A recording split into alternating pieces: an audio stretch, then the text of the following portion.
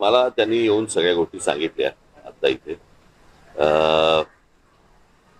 प्रश्न असा आहे की अजित पवार गेल्यानंतर अनेक संशयाची भूतं ही अजूनही फिरतायत त्या सगळ्या गोष्टीच्या अपघाताच्या मागे.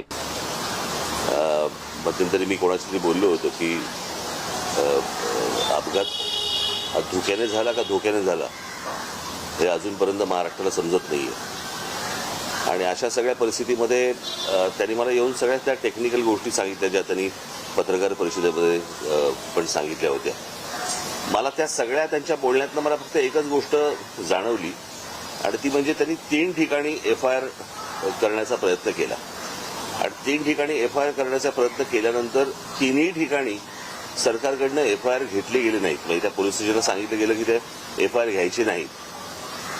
मला इथेच जास्ती मला संशयाची सुई ज्याला आपण म्हणतो की बाबा इथे सरकारला असं का वाटतंय किंवा पोलीस स्टेशनला का घेऊ देत नाही. म्हणजे ज्यावेळेला ते मरीन ड्राईव्हवरती गेले त्या पोलीस स्टेशनला गेल्यानंतर तिथे तिथले जे कोणी अधिकारी होते ते त्यांचा FIR लिहून घेत होते, टाईप करत होते आणि टाईप करत असताना इतक्या DCP आले तिथले आणि त्यांनी सांगितलं की नाही FIR लिहून नाही घ्यायचं म्हणून. तर हे कशासाठी आहे मला असं वाटतं याची उत्तरं जर समजा काही नसेल त्या तो निव्वळ अपघात असेल, जर तो घातपात नसेल, पण जर समजा त्यांच्या घरच्यांनाच कोणाला तरी जर समजा त्याबद्दल जर समजा काही संशय असेल किंवा चौकशी नीट व्हावी यासाठीचा तो समजा FIR त्यांना करायचा असेल तर त्याला अडथळे सरकारकडनं का आणले जात आहेत.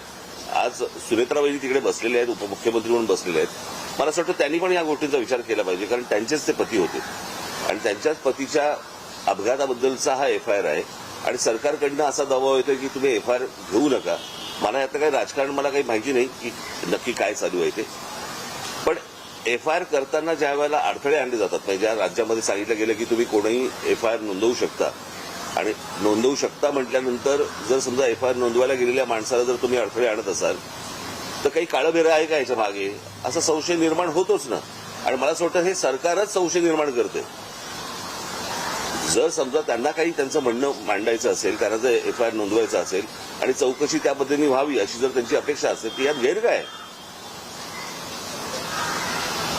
आणि म्हणून मला असं वाटतं की ह्या गोष्टीकडे जास्ती गांभीर्याने पाहिलं पाहिजे आणि मला असं वाटतं सरकारने या गोष्टींची उत्तरं त्यांना दिली पाहिजे. सोबतच CBI आणि CIDची चौकशी तेही कुठपर्यंत आले अजून. CBI चौकशी जी आहे मला असं वाटतं तर ब्लॅक बॉक्सचं पण अजूनपर्यंत काही कळलेलं नाही काय झालं आणि काय नाही ते. म्हणजे किती विमान किती डिस्ट्रॉय झालं तरी ब्लॅक बॉक्स हा कधी डिस्ट्रॉय होत नसतो. त्याचंही काय झालं अजूनपर्यंत समजत नाहीये आणि नक्की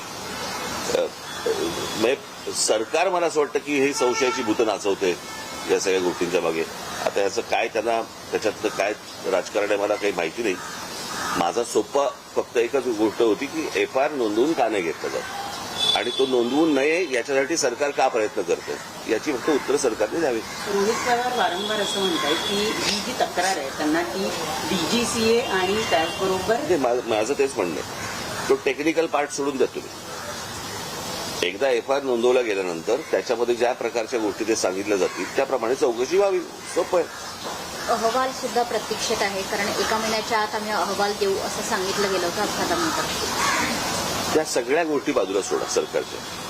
FIR नोंदवून का नाही घेतला जात आहे एवढ्या गोष्टींचं फक्त उत्तर सरकारने द्यावं.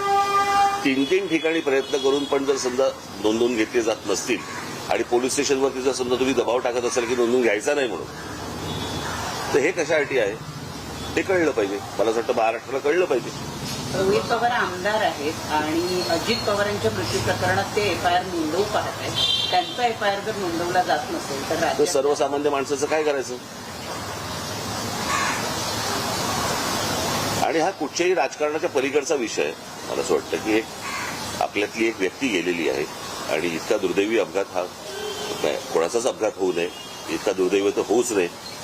आणि अशा सगळ्या परिस्थितीमध्ये जर समजा काही गोष्टी जर त्रुटी असतील त्या त्रुटी जर समजा FIR मध्ये मांडायच्या असतील तो मांडला दिला जात नाही. मला असं वाटतं की हे काहीतरी आपण कुठेतरी भलत्या लेवलला महाराष्ट्र आपण घेऊन चाललेलो आहे एवढंच फक्त यातनं दिसतं, अजून काही दिसत नाही.